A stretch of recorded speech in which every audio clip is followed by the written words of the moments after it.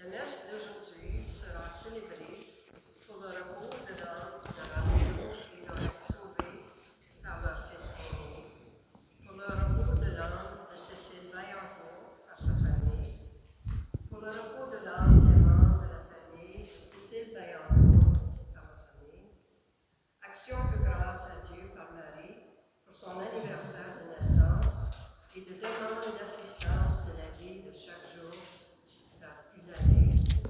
Action de grâce à Dieu par Marie pour son anniversaire de naissance et de demande d'assistance de la vie de chaque jour par Apollinaire.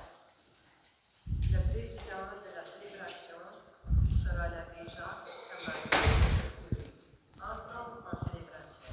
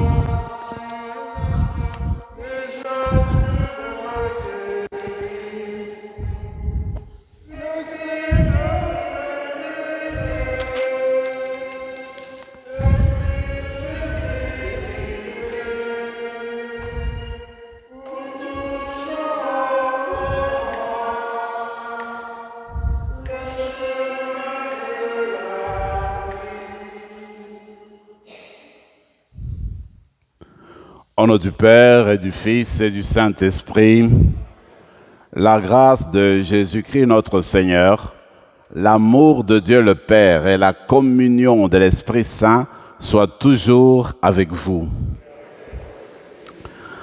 J'ai plusieurs choses à dire comme introduction pour la messe d'aujourd'hui. D'abord, c'est une fête spéciale que nous célébrons aujourd'hui. C'est la transfiguration de notre Seigneur. Normalement, cette fête-là est célébrée le 6 août. Mais comme ça tombe un dimanche, alors on enlève le dimanche qui était normalement convenu pour célébrer et on met la fête de la transfiguration. C'est ce qui se passe.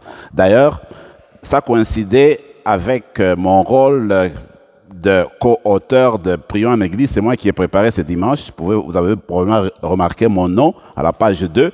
En fait, je donne à ce dimanche le titre de Une révélation. Voyez-vous, parce que Dieu se révèle. Il se révèle à travers nous.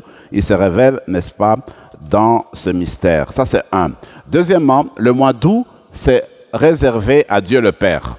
Voilà pourquoi nous avons mis un beau tableau qui met en évidence l'image du Père dans l'histoire de l'enfant prodigue. Donc, tout ce mois-ci, nous allons nous tourner davantage vers le Père. C'est ça vraiment la grande signification.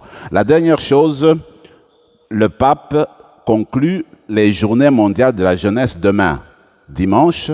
Alors, je propose que durant cette célébration, que nous prions ensemble avec les jeunes. On parle de plus de 800 000 jeunes qui sont partis voir le pape au Portugal. On va prier en communion avec le pape, en communion avec tous les jeunes qui sont au Portugal aujourd'hui et qui célèbrent leur foi chrétienne autour, n'est-ce pas, de l'évêque de Rome. Alors, avec toutes ces intentions ensemble, nous allons nous tourner vers le Dieu qui se révèle continuellement en nous et qui veut notre transformation. Commençons par reconnaître nos manquements, notre faiblesse. Commençons par reconnaître nos péchés.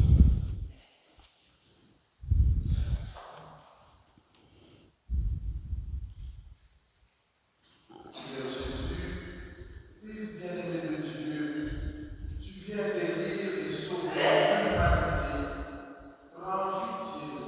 Prends pitié de nous. Prends pitié de nous. Ô Christ, envoyé par le Père, tu nous attires à toi pour nous sortir de nos obscurités. Prends Prends pitié de nous. Seigneur, assise à la droite du Père, tu intercèdes pour notre rédemption. Prends pitié de nous. Que Dieu Tout-Puissant nous fasse miséricorde, qu'il nous pardonne nos péchés et nous conduise à la vie éternelle.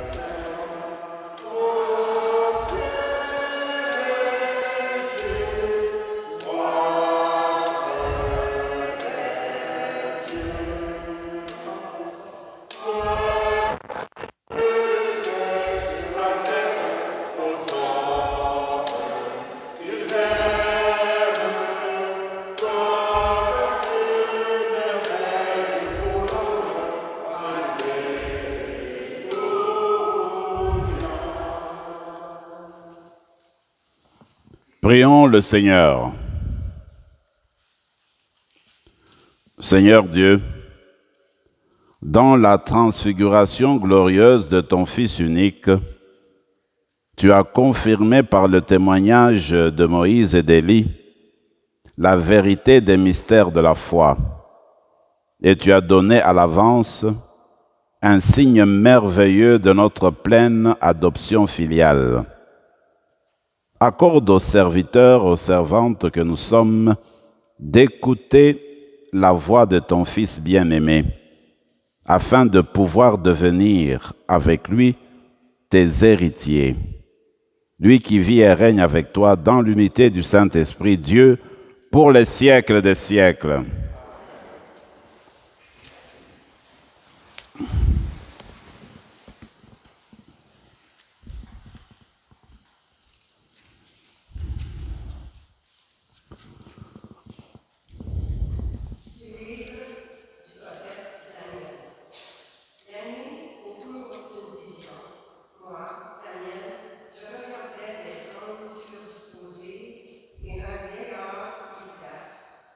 Son habit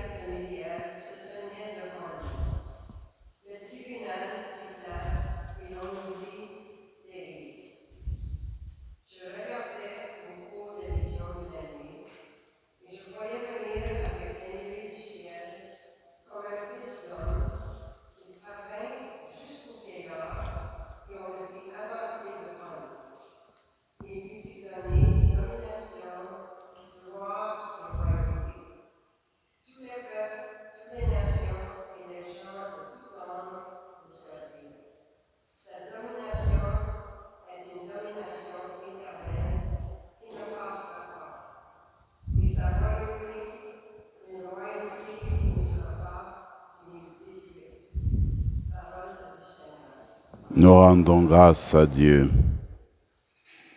Le Seigneur est roi, le Très-Haut sur toute la terre. Le Seigneur est roi, le Très-Haut sur toute la terre. Le Seigneur est roi, exulte la terre. Joie pour les îles sans nom, ténèbres inouïes bientôt. Justice et gloire sont l'esprit de son trône. Le Seigneur est roi, le Très-Haut sur toute la terre. Quand ses éclairs illuminent le monde, la terre le vit et s'appela. Les montagnes fondaient comme cire devant le Seigneur, devant le Maître de toute la terre. Le Seigneur est roi, le Très-Haut sur toute la terre. Les cieux ont proclamé sa justice, et tous les peuples ont vu sa gloire. Tu es, Seigneur, le Très-Haut sur toute la terre. Tu domines de tout haut tous les dieux. Le Seigneur est roi, le Très-Haut sur toute la terre.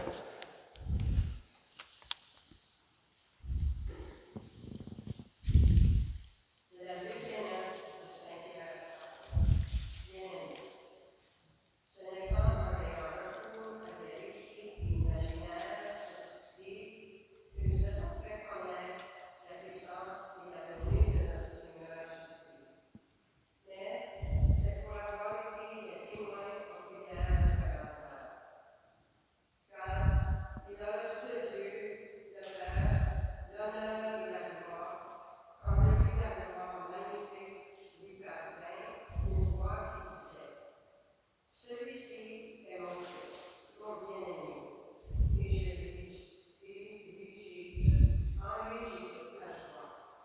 Cette voix venant du ciel, nous l'avons nous-mêmes entendue, quand nous étions avec lui sur la montagne sainte, et ainsi se confirme pour nous la parole prophétique. Vous faites bien de fixer votre attention sur elle, comme sur une lampe brillante dans un lieu obscur, juste à ce que paraisse le jour, et que l'étoile du matin se lève dans le cœur. Parole du Seigneur. Nous rendons grâce à Dieu.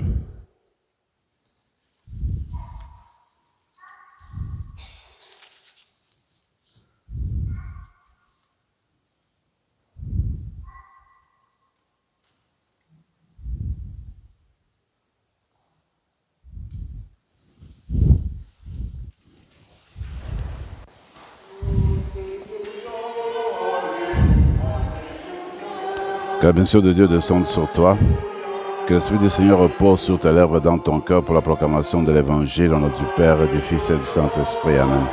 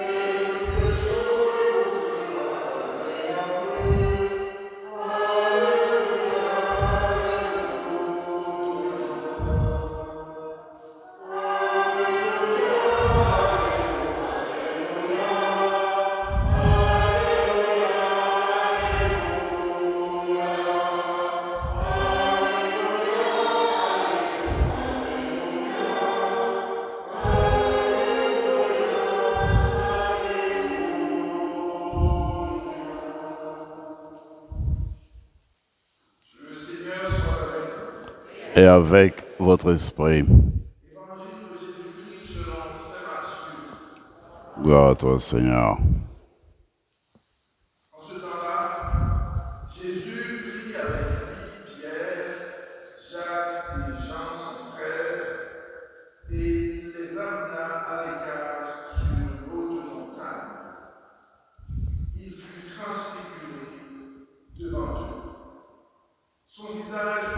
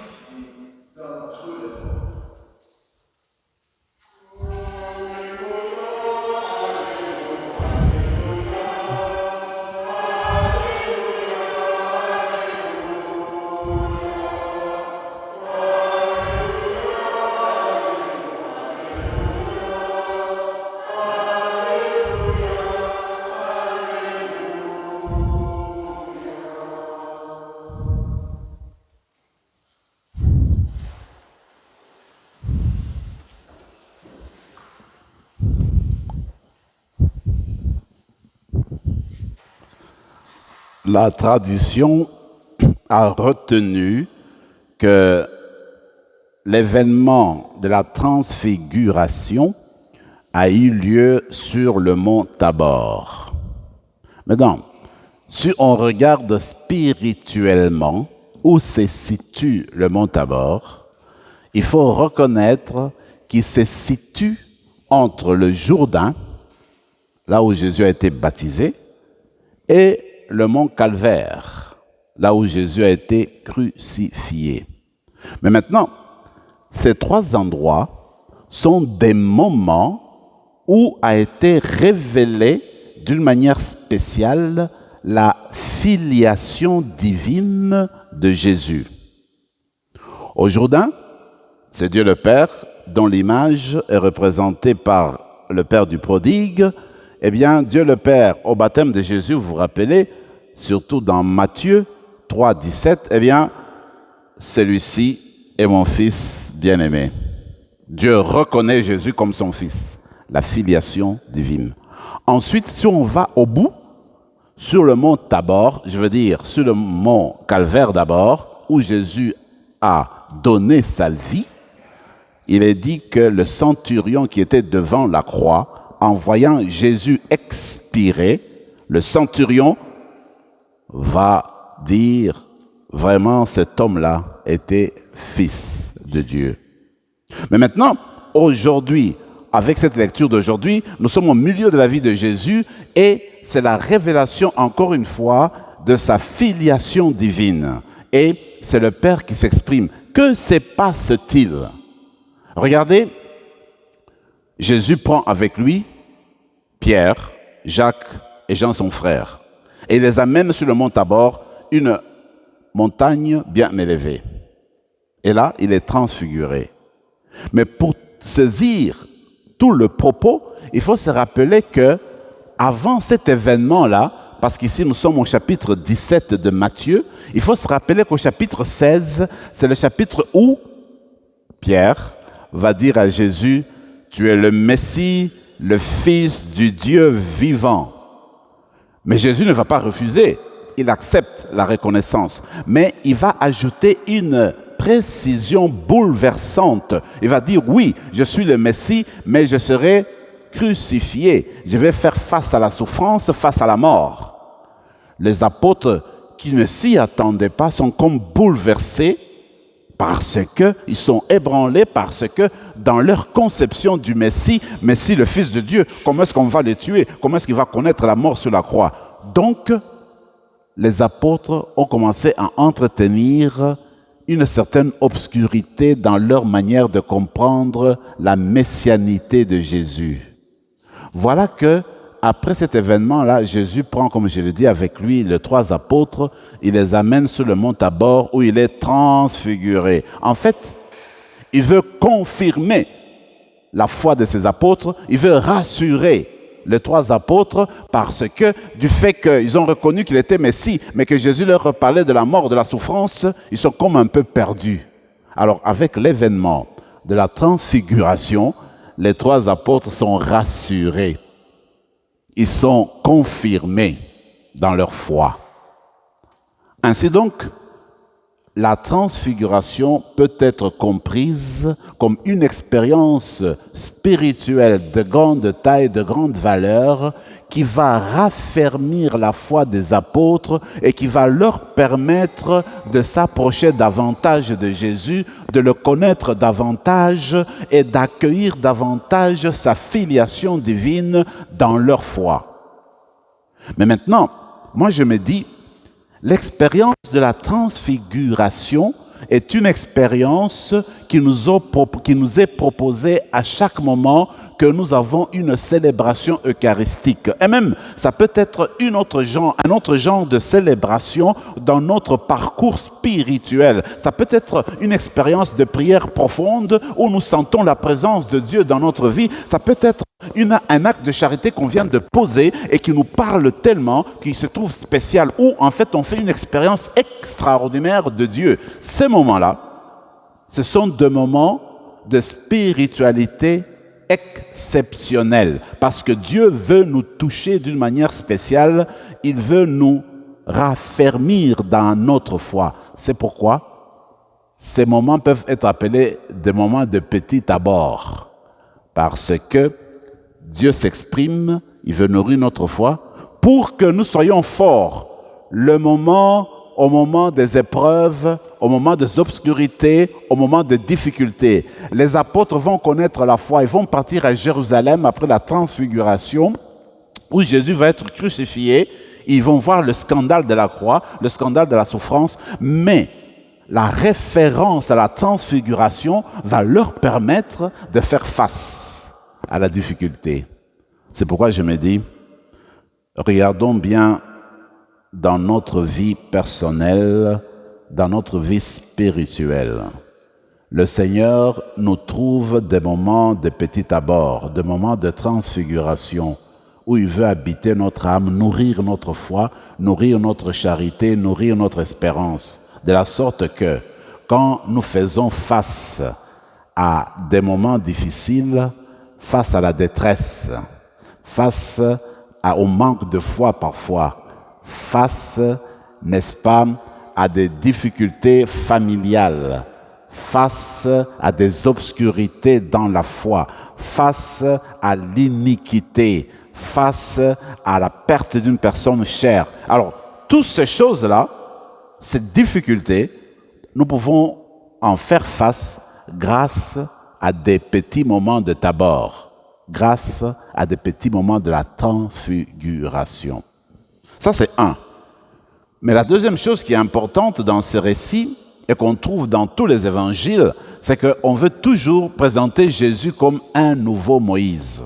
Et l'injonction qui se trouve dans la parole du Père, qui est en fait le point culminant de la révélation de Jésus, le Père qui dit « Celui-ci est mon Fils bien-aimé », l'injonction « Écoutez-le ». En fait, cela rappelle que Moïse, au moment où il quittait ce monde, par la force de Dieu, il a promis au nom de Dieu que le Père enverrait un autre prophète de la trempe du même Moïse. Et ce prophète, il est reconnu dans toute la tradition que c'est Jésus. Et Moïse disait que ce prophète-là, vous allez l'écouter. Alors quand Dieu fait la révélation de son Fils, il dit « écoutez-le », il est en train de dire, voici le nouveau Moïse, voici celui que je vous envoie pour justement annoncer la bonne nouvelle. Et Jésus est le nouveau Moïse, d'accord, mais il est plus que Moïse parce qu'il est fils de Dieu, comme on vient de l'accorder. Il est fils de Dieu. Regardez, Moïse est descendu du mont Sinaï avec les 2 tables de pierre ouvertes. Mais Jésus descend du mont Tabor lui-même, il est parole éternelle du Père, il est parole vivante du Père. Tout son être est parole. Le Verbe s'est fait chair et il habitait parmi nous. Vous vous rappelez? Au début, au commencement, était le Verbe. Et le Verbe était Dieu. Et le Verbe était auprès de Dieu. Et le Verbe s'est fait chair. Donc, la parole s'est faite chair, c'est Jésus. Donc, on peut dire, Jésus est le nouveau Moïse, d'accord? Il est plus grand que Moïse. Lui, c'est toute la parole donnée. Moïse, il était envoyé pour guider le peuple d'Israël. Le Seigneur Jésus, le nouveau Moïse, guide toutes les nations de la terre, toutes les cultures de la terre. Vous avez fait attention à la première lecture. Cet homme, le Fils de l'homme qui descendait des nuées, eh bien, on lui donne domination sur toutes les cultures, toutes les nations, sur tout le peuple de la terre. Cet homme qui descendait, ce Fils de l'homme, dans la première lecture, évoque la figure du Messie, Fils de Dieu, pour toujours. Je regarde ce qui se passe au Portugal, avec les journées mondiales de la jeunesse. Ce n'est pas une nation qui est partie voir le pape au nom du Christ. On parle de 143 nations qui se sont déplacées pour aller, n'est-ce pas, pour aller célébrer, si vous voulez, la foi chrétienne.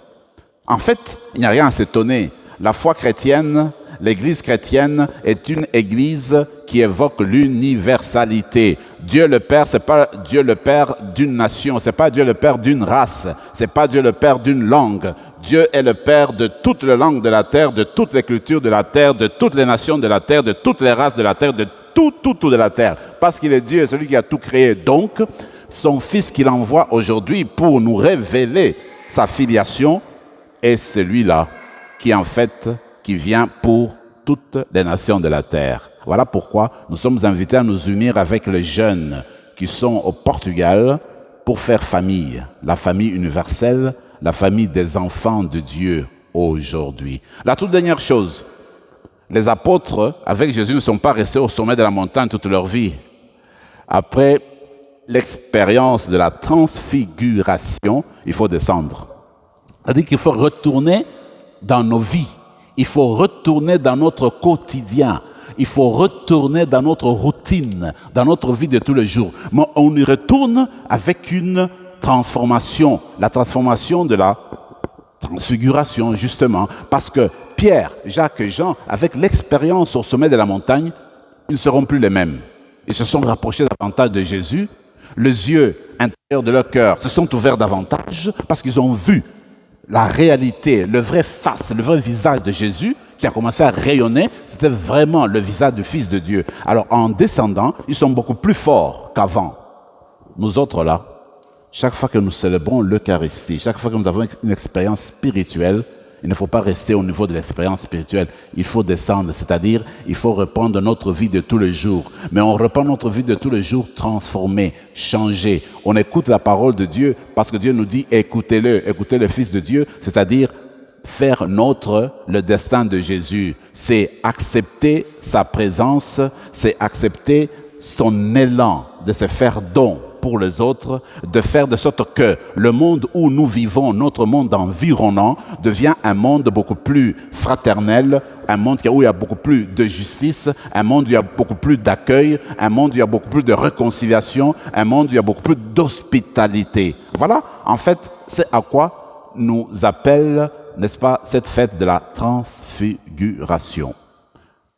Je conclus en demandant une seule chose au Seigneur, c'est qu'il intervienne dans le cœur de chacun, chacune d'entre nous, pour nous faire passer une expérience extraordinaire qui nous amène, vous et moi, sur une montagne sainte. Ça sera l'autel. Et que là, il se transfigure devant nous pour que nous aussi, nous soyons transfigurés, que nous devenions de nouvelles personnes en sortant de cette église. Amen.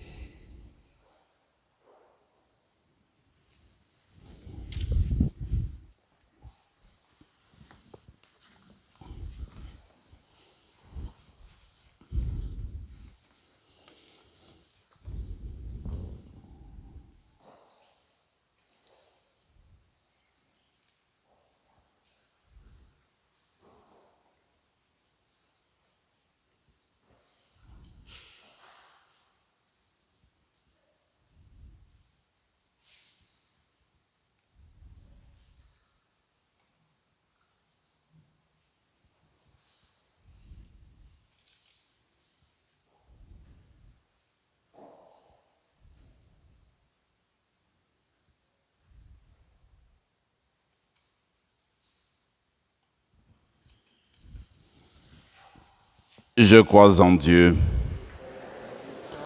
Créateur du ciel et de la terre, et en Jésus-Christ, son Fils unique, notre Seigneur, qui a été conçu du Saint-Esprit, aimé de la Vierge Marie, a souffert sous Ponce Pilate, a été crucifié et mort, a été enseveli, et est descendu aux enfers.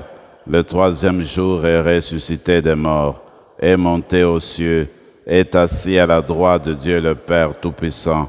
D'où il viendra juger les vivants et les morts. Je crois en l'Esprit Saint, à la Sainte Église catholique, à la communion des saints, à la rémission des péchés, à la résurrection de la chair et à la vie éternelle. Amen. Après avoir écouté la parole de Dieu et professé notre foi, confions au Père les besoins du monde, de l'Église et de nos familles. Et disons-lui avec confiance, ô Père de Jésus-Christ, exauce-nous.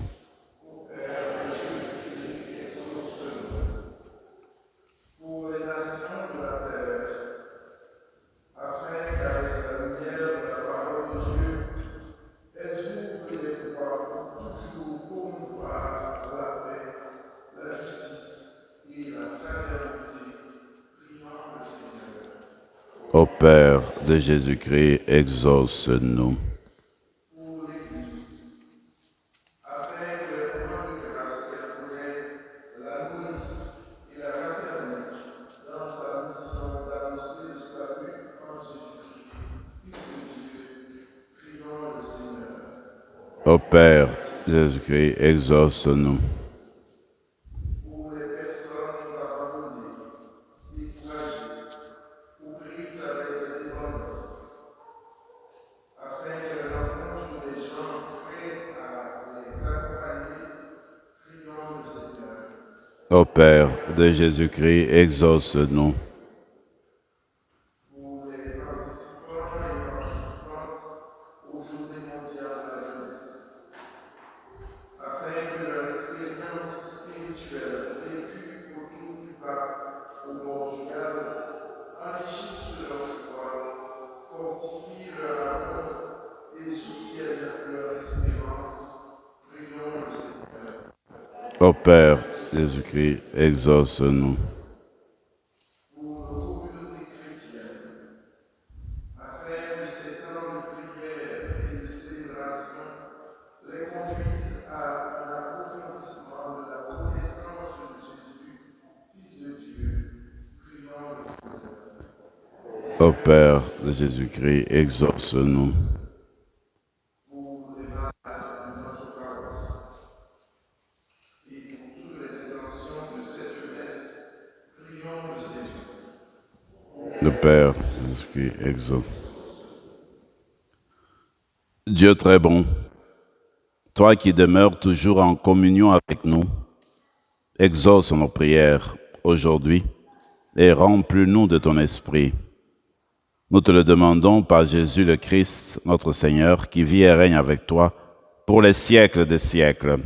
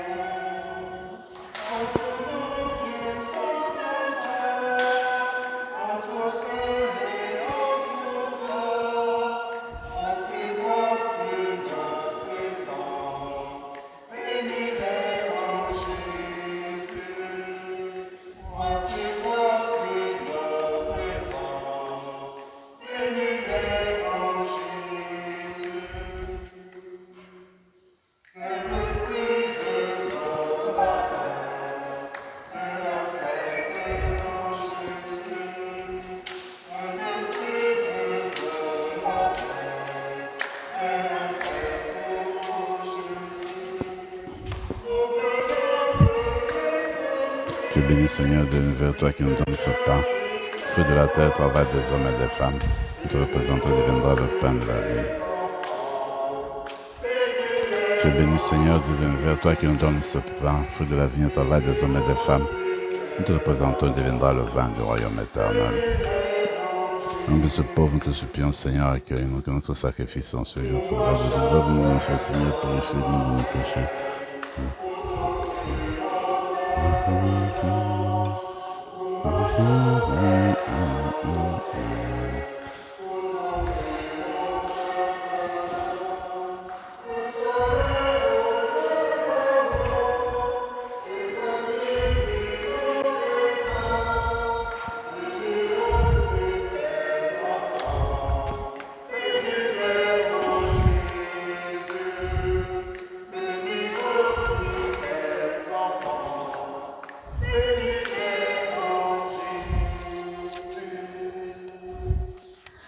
Votre prions, la page 12, au milieu de la page.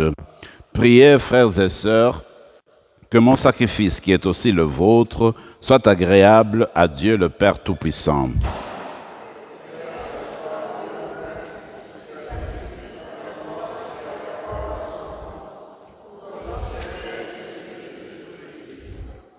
Sanctifie nos offrandes, Seigneur, par la transfiguration glorieuse de ton Fils unique. Et, dans la splendeur de son rayonnement, purifie-nous des souillures du péché, par le Christ notre Seigneur. Le Seigneur soit avec vous. Élevons notre cœur. Rendons grâce au Seigneur notre Dieu. Vraiment, il est juste et bon, pour ta gloire et notre salut, de t'offrir notre action de grâce toujours et en tout lieu.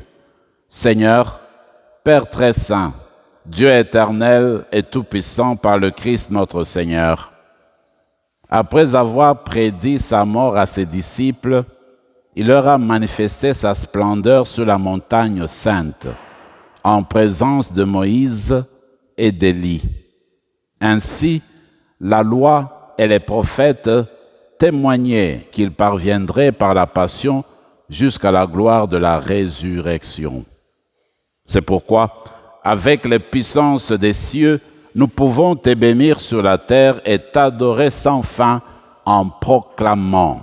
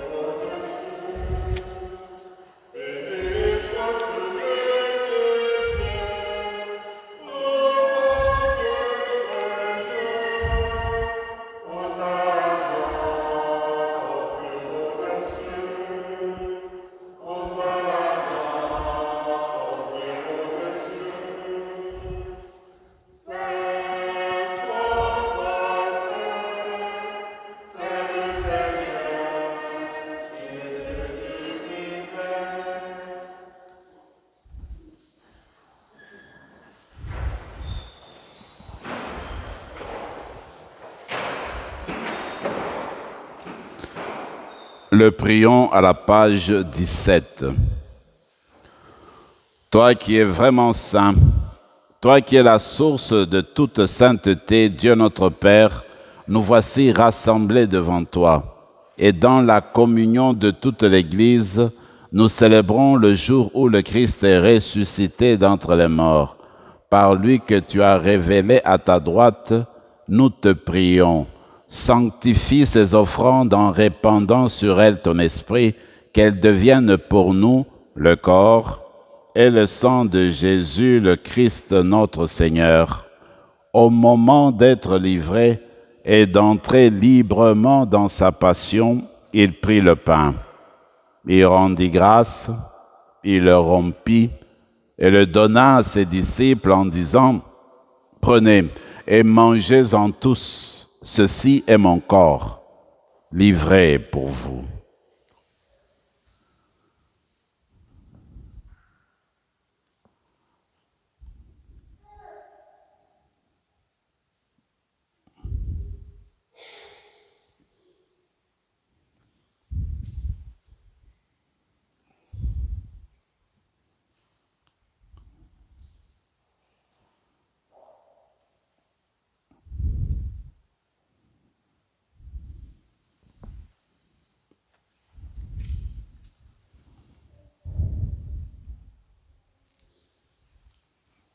De même, après le repas, il prit la coupe.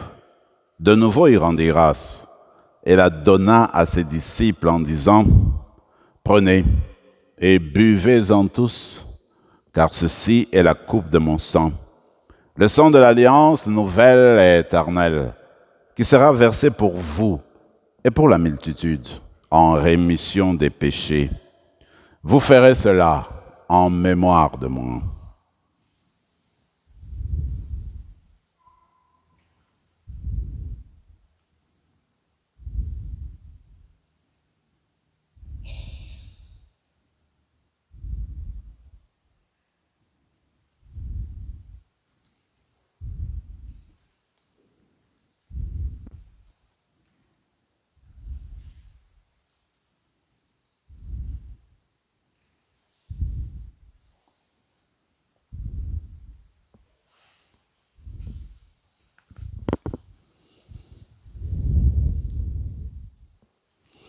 Mystère de la foi.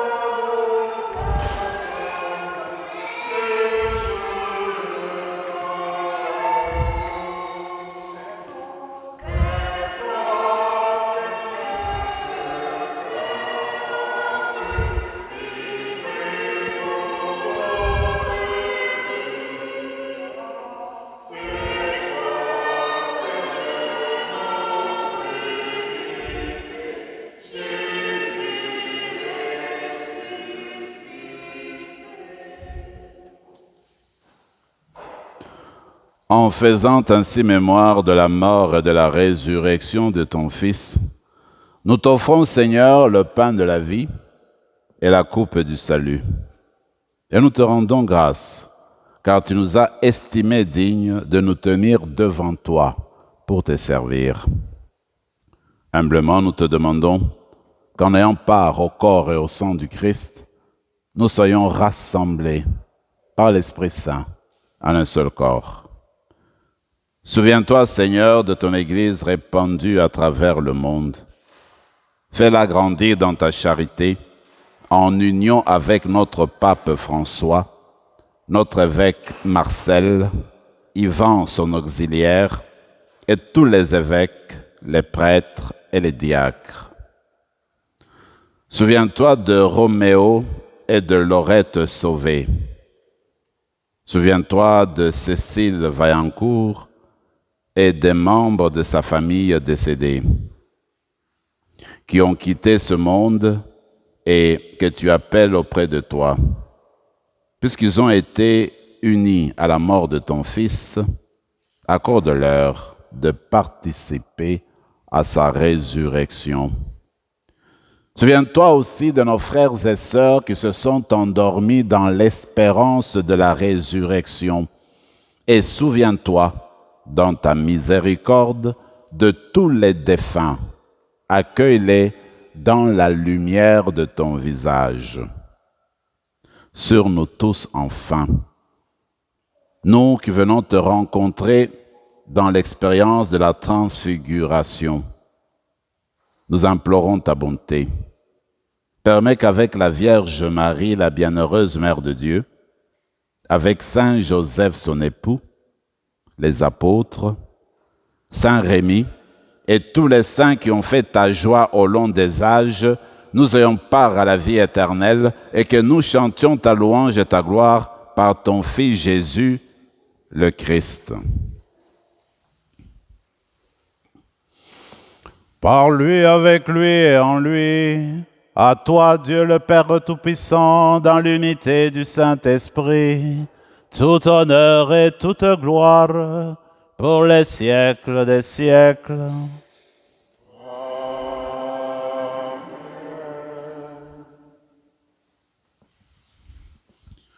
Comme nous l'avons appris du Sauveur et selon son commandement, nous osons dire, notre Père qui es aux cieux, que ton nom soit sanctifié, que ton règne vienne, que ta volonté soit faite sur la terre comme au ciel.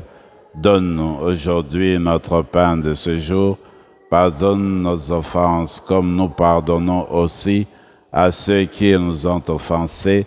Et ne nous laisse pas entrer en tentation, mais délivre-nous du mal. Délivre-nous de tout mal, Seigneur, et donne la paix à notre temps. Soutenus par ta miséricorde, nous serons libérés de tout péché, à l'abri de toute épreuve. Nous qui attendons que se réalise cette bienheureuse espérance, l'avènement de Jésus-Christ, notre Sauveur.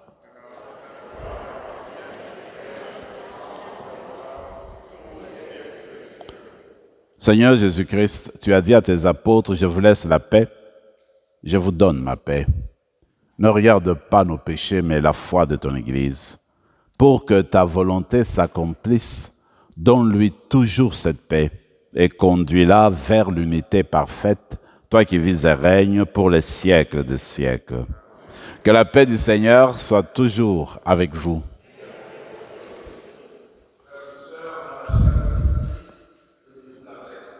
La paix du Seigneur. La paix.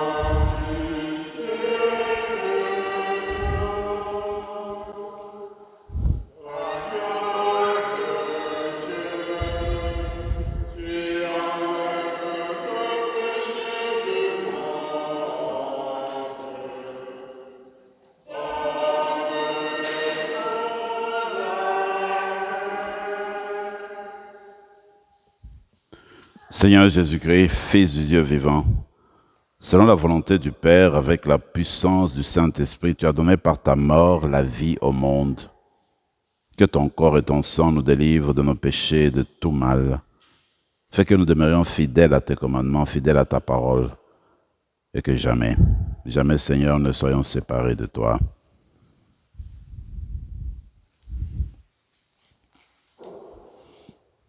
Voici le transfiguré, c'est le Fils de Dieu, l'agneau de Dieu qui enlève les péchés du monde. Heureux les invités au repas des noces de l'agneau.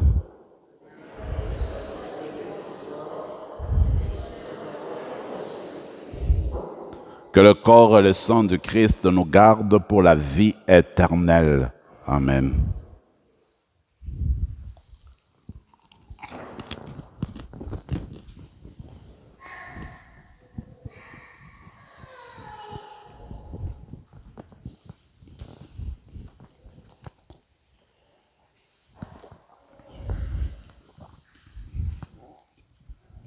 Corps du Christ. Corps du Christ. Corps du Christ.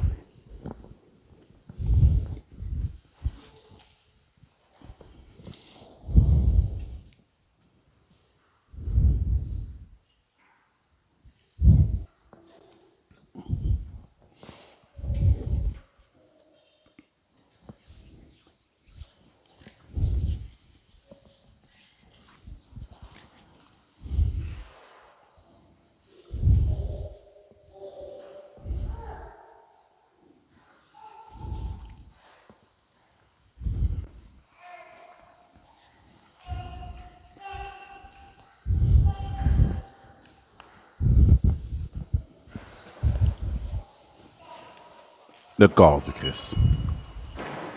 Le corps du Christ. Le corps du Christ.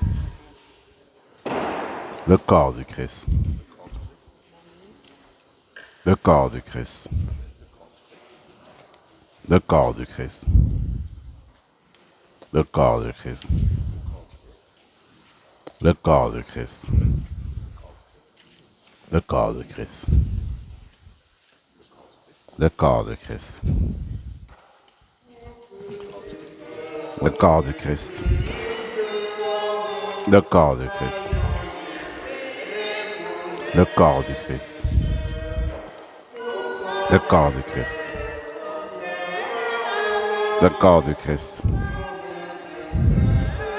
Le corps du Christ. Le corps du Christ. Le corps du Christ.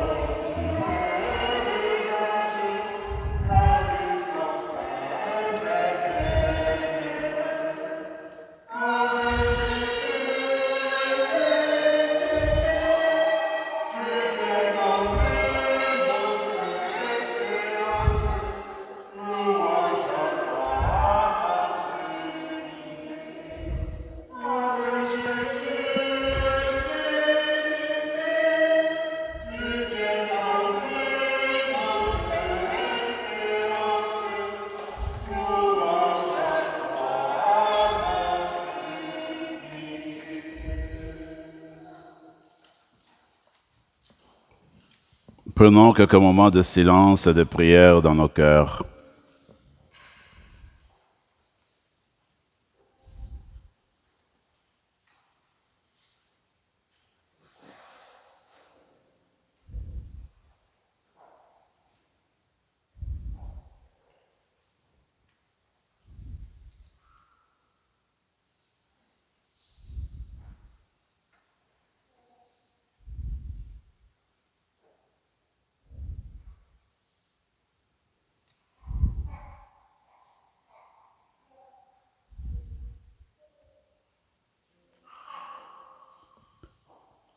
Nos prières, Seigneur, nous te les adressons par ton Fils qui vit et règne avec toi, maintenant et pour les siècles des siècles.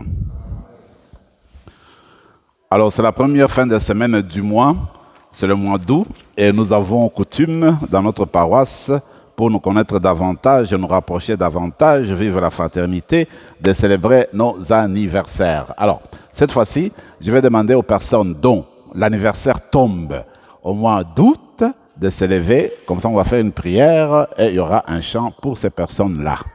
Alors, sans hésitation, première, deuxième, troisième, quatrième, cinquième, regardez-moi ça, il y en a beaucoup, mais c'est formidable le mois de Dieu, je comprends, hein, il connaît beaucoup de personnes. Alors, moi je prie et vous priez avec moi dans votre cœur. Seigneur notre Dieu, nous te rendons grâce et nous te bénissons pour nos frères et sœurs dont l'anniversaire tombe ce mois-ci, le mois d'août. Tu es le Dieu vivant, tu es le Dieu Père. Tu le connais bien, tu le connais mieux que nous-mêmes, mieux qu'eux-mêmes. Fais descendre sur eux ton esprit, esprit de vérité, esprit de force, esprit de sagesse. Tu connais les attentes de chacun d'eux, de chacune d'eux. Viens répondre à leurs attentes aujourd'hui. Viens les amener sous le mont Tabor pour les transfigurer, pour que toi-même tu te manifestes à eux, qu'ils sentent ta présence et se réjouissent de tes grâces et bénédictions. Que ton esprit demeure toujours sur eux et que ta bénédiction descende sur eux, le Père, le Fils et le Saint-Esprit. Amen. Car il est bon. On the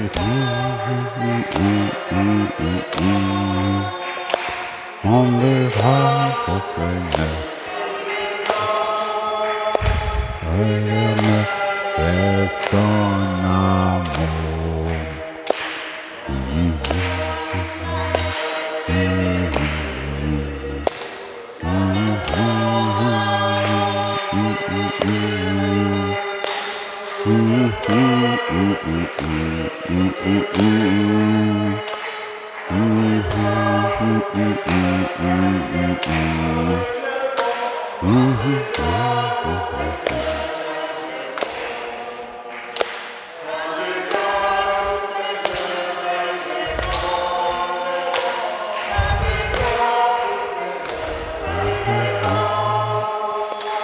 Éternel est son amour.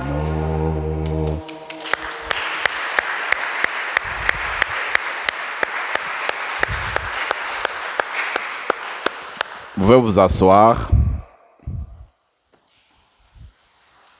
Juste une petite annonce, je voudrais rappeler que le mardi 15 août à 19h, 7h du soir, nous allons célébrer une messe spéciale pour l'Assomption de la Vierge dans notre église. Mardi 15 août à 19h, 7h du soir. Alors, comme ce mardi-là coïncide avec l'entretien de notre pelouse, nous allons mettre l'entretien de notre pelouse le mercredi 16. Juste une petite exception pour cela. Prions encore le Seigneur.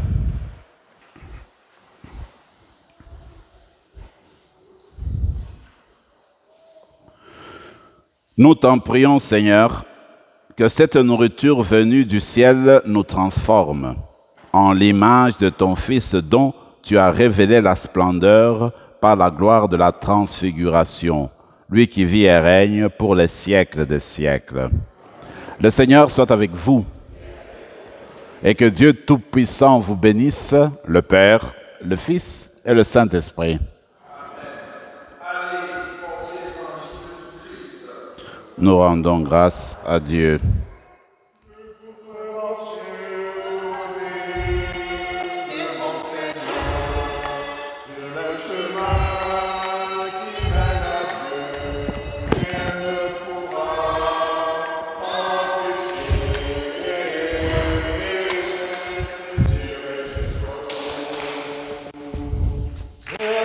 Chemin de la joie.